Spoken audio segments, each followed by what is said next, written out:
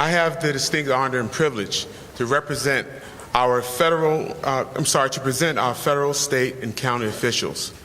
One that really needs no introduction. The first one we will call right now is the Honorable Josh Shapiro, Attorney General of the Commonwealth of Pennsylvania.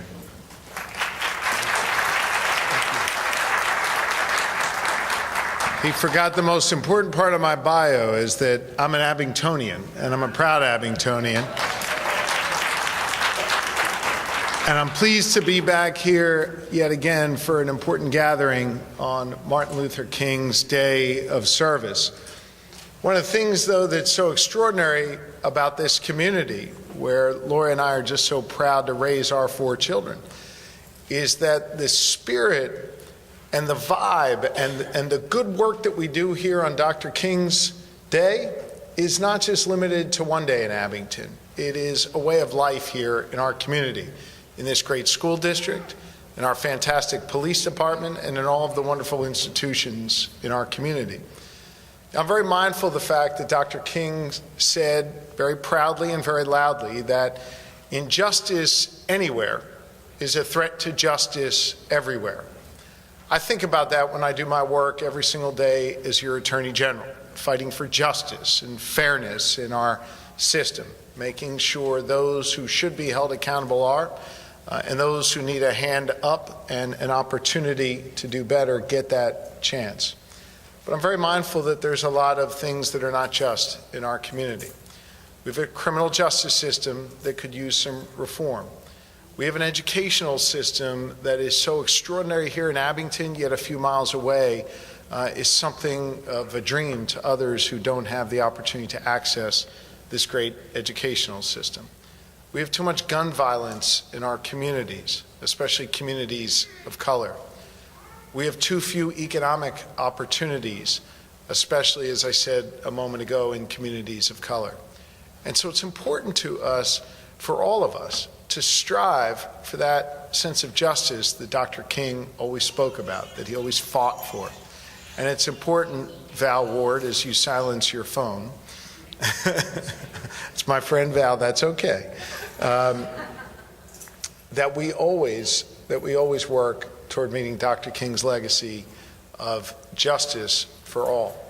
I'm proud to do that work for you as your Attorney General. You have some fantastic public servants here. Your County Commissioner, Val Arkoosh, your new state and Ken Lawrence, your new state representative, Ben Sanchez, your new Congresswoman, Madeleine, and all the township commissioners. We work hard every day together to try and reach the potential that Dr. King always talked about, to reach the potential that he did not have the chance to see with his own eyes, but I know that notwithstanding the challenges we face today, he'd be proud of the strides that we've made, especially right here in Abington. So let's take the good spirit that we have here today and dedicate ourselves to this work for the other 364 days during the year. Let's work together to break down the silos that often divide communities, and let's keep striving for a more fair and just system and community. Thank you all, God bless, and let's keep getting to work. Thank you.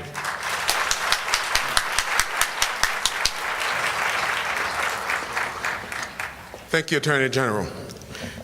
I'm going to introduce several other individuals in a minute or so, but I have to tell you, I think these people have clones or body doubles or whatever, because I watched them in the last campaign, and I'm telling you, they were everywhere all the time, day and night. I just don't know how they were able to accomplish it.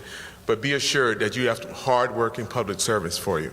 At this time, I have the honor and privilege, again, to ask the Honorable Madeleine Dean, U.S. Representative for the 4th Congressional District, to please come forward.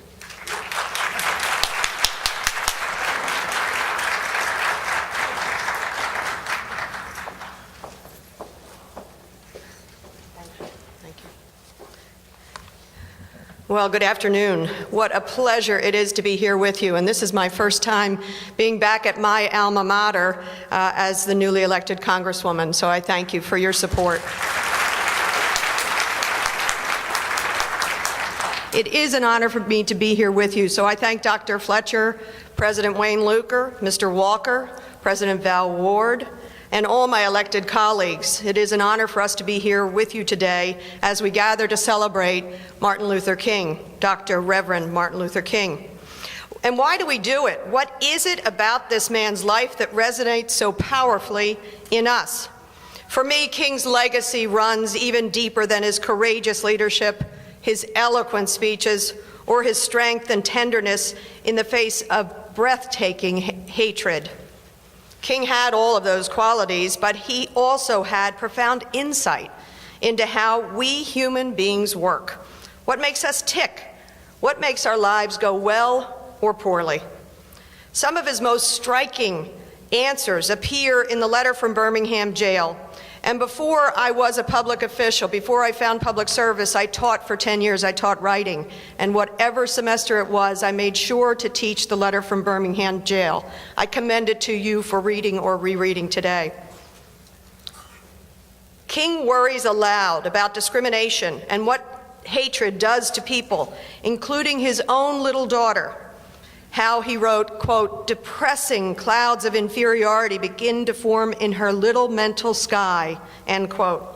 He talks about how it feels to live, quote, "constantly at a tiptoe stance, never knowing what to expect next, and plagued with inner fears and outer resentments, when you are forever fighting a degenerating sense of nobodiness." And he exhorts us to think of the personal consequences of public policy.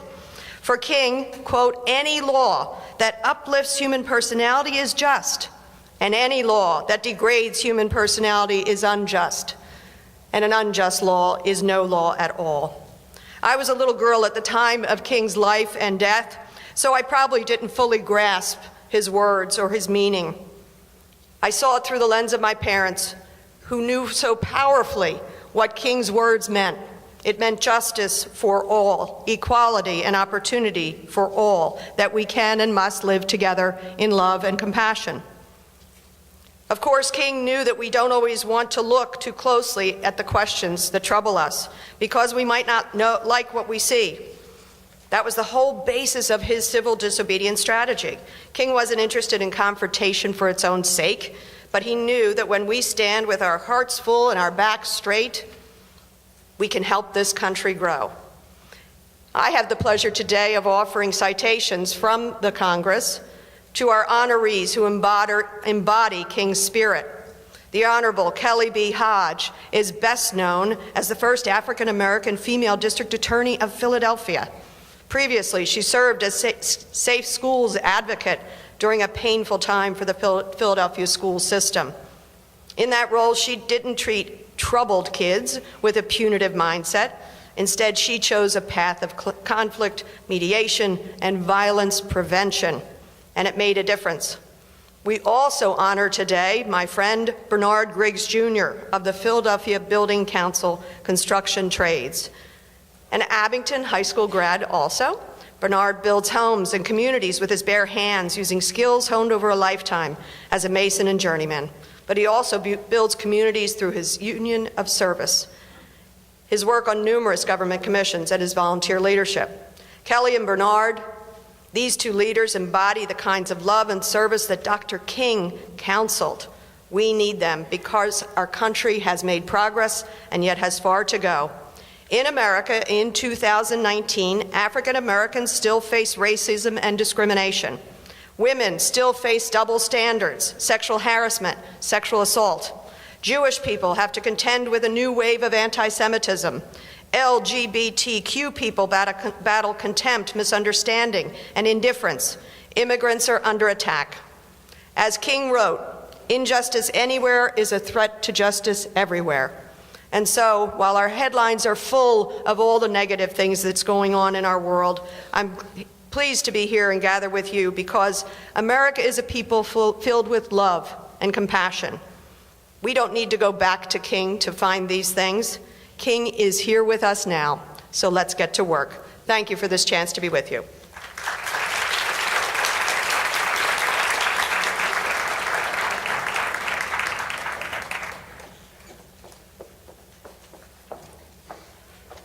Next, I would like to call to the stage Mr. Dwight Lewis. Mr. Lewis is standing in today for the Honorable Art Haywood, who's the state senator for the 4th Senatorial District.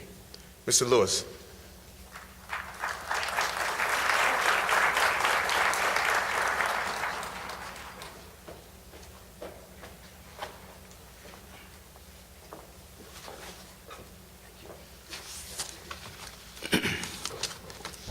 Good afternoon. I bring you greetings on behalf of Senator Art Haywood, who is hosting at this very cold and freezing hour a raise the wage rally at a McDonald's in Philadelphia. McDonald's establishments are making millions, yet they are paying many of their workers still $7.25 an hour. My name is Dwight Pedro Lewis, Chief of Staff and Ethics Officer for Senator Haywood. I wish to give our best and thanks to the elected officials here today for their service and the volunteers who are ordinary people doing extraordinary things for the greater good of the community.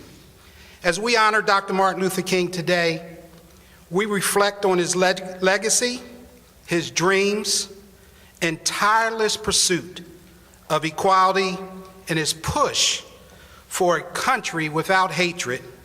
Thus today, we celebrate love. The world has placed Dr. King's I Have a Dream speech as his greatest speech. However, many may not know that it was not his favorite speech. In fact, his favorite speech to give was titled The 3 Dimensions of a Complete Life. According to Dr. King in 1967, the 3 dimensions of a complete life deal more with the spiritual aspect of things. Dr. King said the 3 dimensions of a complete life are length, breadth, and height.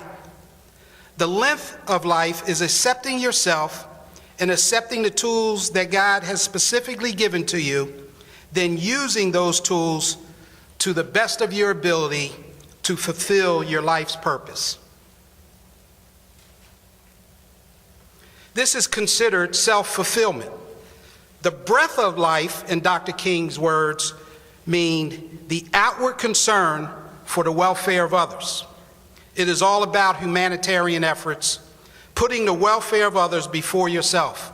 And finally, the height of life, in Dr. King's words, deals with reaching up to the higher power.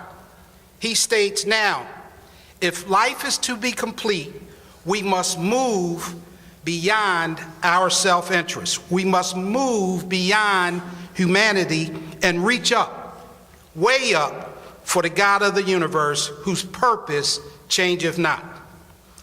It is in that spirit that we celebrate 2 community champions who continually demonstrate the 3 dimensions of a complete life. The Honorable Kelly B. Hodge, Esquire, and Mr. Bernard Griggs, Jr., who selflessly initiate and maintain the often difficult and frustrating work that sustains the psychological, physical, and social health of a community. Honoring them highlights not only their character and achievements, but the work they do and the issues they grapple with every day. On behalf of Senator Art Haywood, we present a Pennsylvania Senate citation signed by Senator Haywood and the President Pro Temp, Senator Joe Scarnati, to the Honorable Kelly B. Hodge, Esquire, and Mr. Bernard Griggs. Give them a big hand.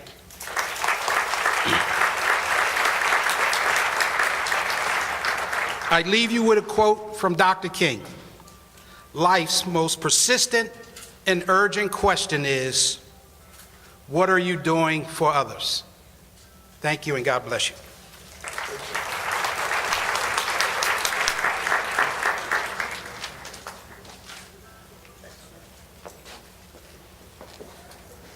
The next individual I'm going to ask to come forward, I happened to be with him as the election results were coming in.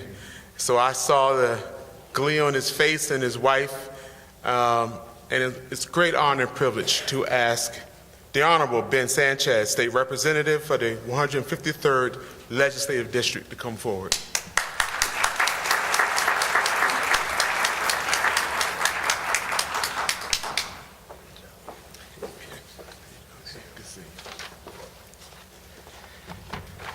Good afternoon, everyone. I too stand before you as a proud Abington Senior High School graduate, like Attorney General Shapiro and Congresswoman Madeleine Dean. So it's a pleasure to be here. I'm hoping that our new superintendent can maybe get a new podium at some point. This one's looking a little ragged. I think it was here when I graduated.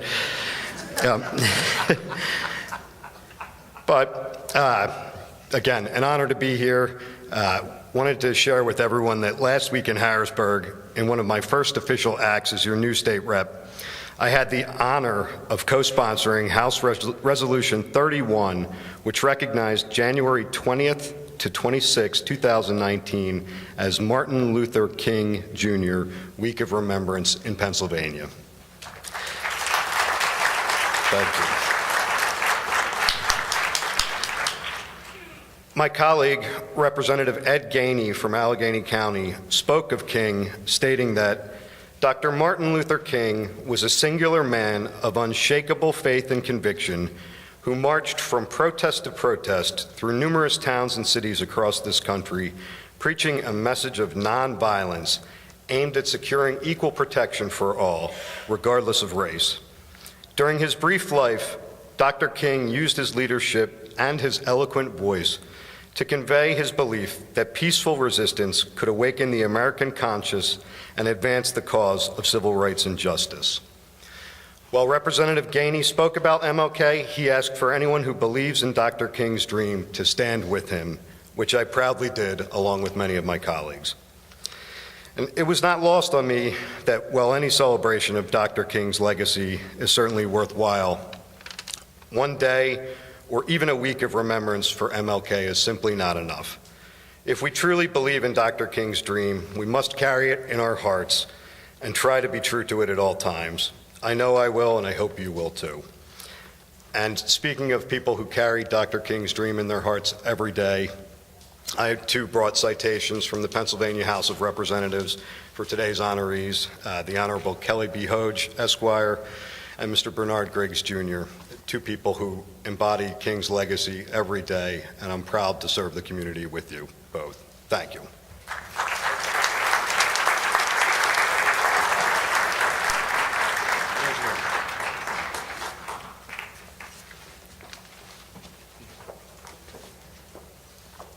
The next person who will come forward is a lady that I ask her often, how are you able to keep track of all of these meetings all over the county, all over the state?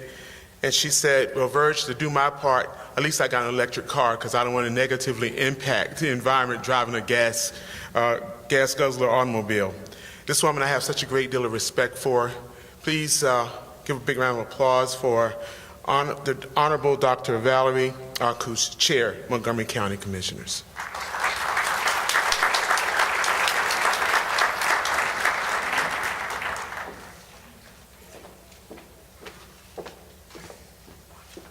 Thank you, Virgil. Good afternoon, everyone. It's such a pleasure to be here with all of you. I want to thank Commissioner Luker, who's hiding behind the curtain here, lest you think that he's not here, for inviting us. And I'm so happy to be here today with the Vice Chair of our Board of Commissioners, Ken Lawrence, who you'll hear from shortly, as well as all of the other elected officials who do such extraordinary work in our community. We are so blessed here in Montgomery County to have federal, state, and local officials who work together so closely, hand in glove, sharing the same values and the same goals for our community, which is to make this community a welcome place for everyone, no matter where they come from, who they love, what work they want to pursue, what language they speak, what faith they practice or not, that this is a welcoming community for everyone, that truly hate has no home here. I also bring proclamations from Montgomery County for our two honorees, the Honorable Kelly Hodge and my dear friend Bernard Griggs Jr. It looks like they're going to have some new wall space in their house after this day, given all the proclamations that they've received. But their work is important, and our thanks and our gratitude to them is heartfelt. As we approached another Martin Luther King Day, now 51 years since the Reverend's death, I am continually amazed by the ongoing relevance of his thoughts and words to our work today. It is as if he knew what was coming in this country and gave us a whole set of ideas and principles to guide us through these tumultuous times. And most recently, I have been thinking a lot about the role of silence. Dr. Martin Luther King Jr. once said that history will have to record that the greatest tragedy of this period of social transition was not the strident clamor of the bad people, but the appalling silence of the good people. And I can't help but think that those words are still very relevant today. They've been relevant throughout history.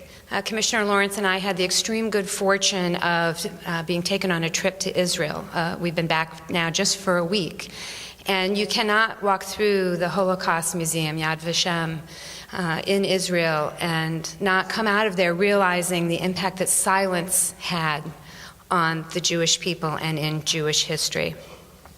And I hope today that while we acknowledge that we've made a lot of progress in this country and certainly here in our community in Montgomery County, it will take each and every one of us making choices together every single day to keep this moving forward. I urge all of us to honor Dr. Martin Luther King, not just one day a year, but as Representative Sanchez said, every single day of the year.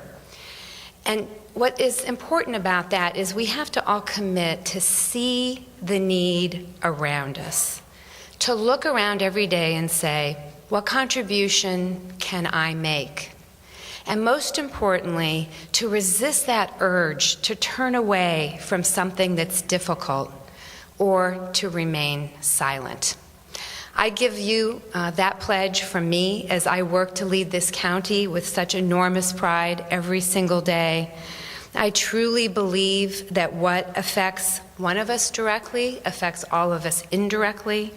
And I know that together our community is strong, and together we can make all of the change that we want to see. Thank you so much.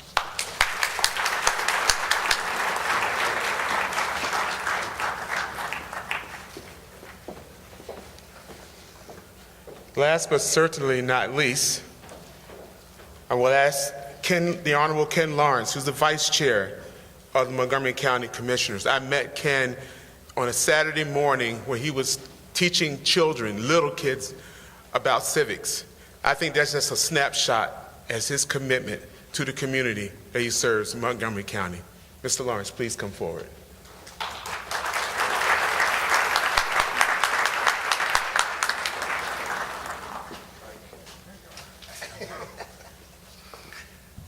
I've been looking for President Luker, and he's right here. Thank you for the invitation to be here today. You've seen we are blessed in Montgomery County with great elected officials.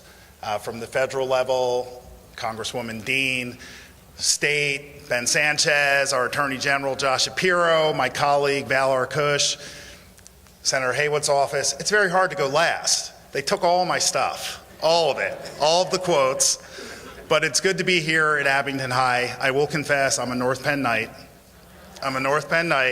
But I represent all of the county now, and I love all of our school districts equally. And it's a pleasure to be here. I want to congratulate our award recipients, the Honorable Kelly Hodge and my brother Bernard Pierce. Kelly and I share that first distinction. I am the first African-American commissioner in Montgomery County history, as she is the first district attorney of Philadelphia, or in the Commonwealth. And I remember 2 years ago when I was appointed, I would get the question a lot, how do you feel to be the first African-American commissioner? How does it feel to be the first African-American commissioner? And my response was, I've been African-American my whole life. So it wasn't really a distinction for me.